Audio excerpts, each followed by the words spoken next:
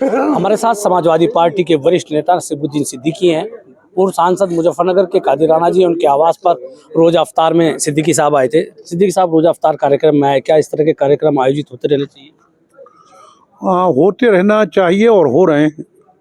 मैं 2 तारीख का निकला हुआ हूँ, 2 मार्च को। पहला रोज़ा अफ्तार मेरा हुआ रायबरेली में, पश्चिम गांव है एक, हरचंदपुर विधानसभा में। दिन को हम होली मिलन कार्यक्रम करते हैं। 2 को होली नहीं थी, होली 4 के बाद शुरू हुई, तो 2 को होली मिलन नहीं किया। 2 को मैंने रायबरेली डिस्ट्रिक्ट में किया, 3 को मैंने ससेंडी में किया, 4 को होली बनाया, 5 को बहराइच डिस्ट्रिक्ट में, 6 को श्रावस्ती में, 7 को बलरामपुर में, 8 को अम्बेडकर नगर में, 9 को आजमगढ़ में, 10 को मऊ में, 11 को गौतम बुद्ध नगर के नोएडा के सेक्टर 80 के ककराला गांव में, 11 को वहाँ किया, 12 को मेरठ में कल किया हमने। ये बिजली बम्बा में भड़ाना फार्म हाउस है, और आज यहाँ हूँ।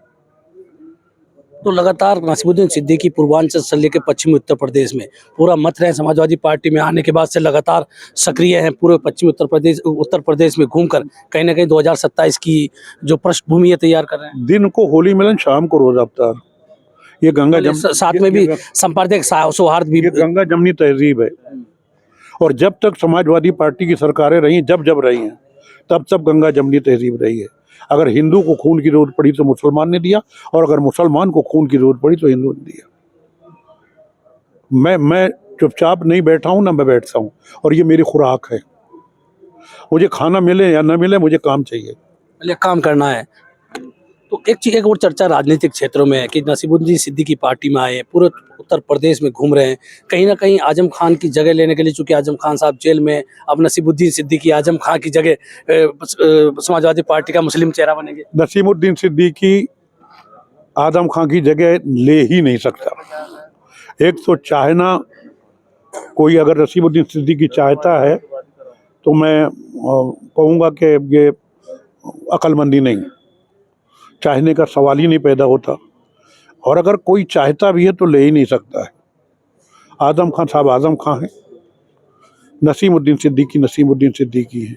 मुझसे सीनियर हैं, मुझसे बड़े हैं, मुझसे काबिल हैं, मुझसे पहले मिनिस्टर बने, मुझसे पहले विधायक बने, मुझसे 13 साल बड़े हैं। लेकिन आप भी ताकतवर मंत्रियों में रहे हैं। जब बसपा की सरकार आई, नसीमुद्दीन सिद्दीकी भी ताकतवर मंत्री के रूप में रहे। ये आपकी निगाह है, उसके लिए मैं शुक्रिया अदा करता हूँ। नहीं, उसके साथ भी पूरे उत्तर प्रदेश में नसीमुद्दीन सिद्दीकी के पास संगठन के लोग हैं, पूर्व विधायक हैं, बहुत सारे नेता हैं। चूंकि पूरे उत्तर प्रदेश में आपका जब बसपा में होगा तो पूरे उत्तर प्रदेश में आपका दायरा था, तो इसलिए भी माना जाता है कि नसीमुद्दीन सिद्दीकी चाहे तो पूरे उत्तर प्रदेश में अलट पलट भी कर सकते हैं बहुत सारे बड़े नेताओं की। मैं अलट पलट की बात नहीं कर रहा हूँ। देखिए, मैं बसपा में रहा तो शांत नहीं बैठा। शांत का मतलब काम किया। कांग्रेस में काम मैं कर नहीं पाया। क्या करने नहीं दिया आपको? नहीं, मैं वो शब्द नहीं इस्तेमाल करना चाहता, मैं कर नहीं पाया। मतलब कहीं ना कहीं कांग्रेस चूक गई, नसीमुद्दीन सिद्दीकी का इस्तेमाल नहीं कर पाई। उत्तर प्रदेश में संगठन कमजोर है कांग्रेस का, आपका इस्तेमाल नहीं किया गया क्योंकि पूरा प्रदेश में आपके पास संगठन के लोग, पूरे प्रदेश में आपके अपने लोग हैं, आपकी फैन फॉलोइंग है। इट इज योर ओपिनियन, इस पर मैं नहीं बात करूँगा। मैं काम नहीं कर पाया, और जिस दिन से मैं समाजवादी पार्टी में आया मुझे पूरी स्वतंत्रता है, मैं काम कर रहा हूँ। तो 2027 के लिए क्या तैयारी आप कर रहे हैं कि समाजवादी पार्टी जीते? अखिलेश यादव का जो पीडीए का नारा है वो कहीं ना कहीं सफल हो और 2027 में समाजवादी पार्टी की सरकार आएगी, कुछ इस तरह की रणनीति? सफल है, सफल होगा। कुछ रणनीति आउट की जाती है, कुछ आउट नहीं की जाती, क्योंकि आप जो रिकॉर्डिंग कर रहे हैं वो आप दिखा देंगे, हमारे विरोधी देख लेंगे तो हम रणनीति बताएंगे तो हमारी काट ढूंढेंगे। तो कुछ रणनीति हम छुपा के रखते हैं, और हमने बताया बिल्कुल पीडीए का नारा है। पीडीए कमज़ोर कभी नहीं था, मजबूत पे मजबूत होता जा रहा है। और मेरे समझ में कभी हम बहुजन समाज में थे, आज वही बहुजन समाज का दूसरा रूप पीडीए है। बहुजन समाज पार्टी नहीं, मैं बहुजन समाज कह रहा हूँ, पीडीए वही रूप है। तो अब कांग्रेस के साथ क्या समाजवादी पार्टी का अलायंस 2027 में होगा उत्तर प्रदेश में? ये तय करना हमारे राष्ट्रीय अध्यक्ष जी का अधिकार है, और इस संबंध में मेरी कोई बात नहीं हुई है, ये वही तय करेंगे। वही तय करेंगे। अभी जो ईरान, इराक और इजराइल के बीच में जंग चल रही है, मोदी जी पहले इजराइल जाते हैं, उसके बाद हमला हो जाता है फिर पूरी भारतीय जनता पार्टी ईरान के खिलाफ लगातार बोलती है, लेकिन अब ईरान ने आज भी कह दिया कि भारत के तेल और गैस के जो जहाज है उनको हम नहीं रोकेंगे, उन्हें जाने का रास्ता देंगे, भारत हमारा दोस्त है। अब दोस्ती एक तरफ से थोड़ी चलती है, आप मुझे दोस्त कहो, मैं दोस्ती निभाऊं नहीं। तो अगर ईरान ने दोस्त कहा है और दोस्ती निभा रहा है, जैसा आपने सवाल किया जी। कि ईरान कह रहा है हमारा दोस्त है, तो अगर ईरान कह रहा है कि हमारा दोस्त है और दोस्ती निभा रहा है, तो फिर ताली एक हाथ से नहीं बचती, फिर कोई गैस की किल्लत नहीं होगी, कोई तेल की किल्लत नहीं होगी। लेकिन लोग गैस के लिए लगातार मारे मारे घूम रहे हैं। प्रशासन से हम भी लोग बात करते हैं कि नहीं गैस उपलब्ध है, लेकिन अगर नंबर मिलाते हैं गैस बुकिंग के लिए वो लगातार नहीं मिल रहा है। ये सरकार फेलवर है, सरकार का प्रयास नहीं है।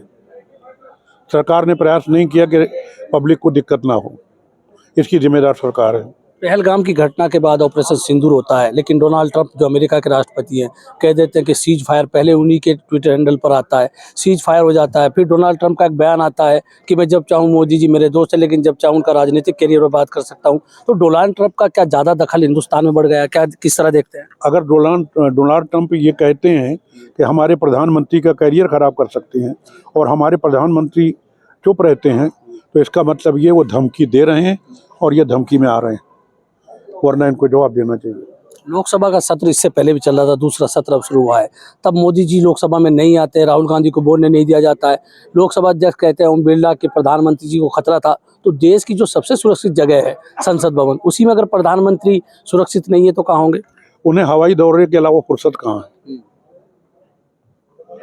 अगर सुरक्षित नहीं है तो ये भी जिम्मेदारी प्रधानमंत्री की है, ये भी कमी प्रधानमंत्री की है। जब प्रधानमंत्री इतना अपने आप को डर रहे हैं तो देश को क्या संभालोगे?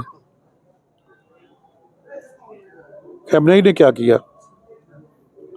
उसको सब मालूम होते हुए देश के लिए कुर्बानी दे दी। अरे आप भी कुछ सोचो, हमने कहते आप कुर्बान हो जाओ, डरो मत।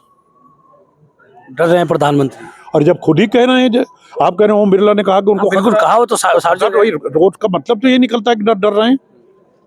एक और सवाल है, कादिर राणा जी के आवास पर जब रोजे के बाद नमाज हो रही थी, तो जावेद आबदी समाजवादी पार्टी के नेता है, सिया समाज से आते हैं। अक्सर माना जाता है सिया सुन्नी समाज थोड़ा अलग नमाज पढ़ते हैं, लेकिन दो एक ही सफ में सिया भी और सुन्नी भी नमाज पढ़ रहे थे, किस तरह देखते हैं? एक ही सफ में खड़े हो गए, महमूद व अयाज, ना कोई बंदा रहा ना कोई बंदा नवाज। तो ये थे नसीबुद्दीन सिद्दीकी जिन्होंने हमसे बातचीत की है। मैं राशिद अली हूँ और आप हमारा चैनल देख रहे हैं।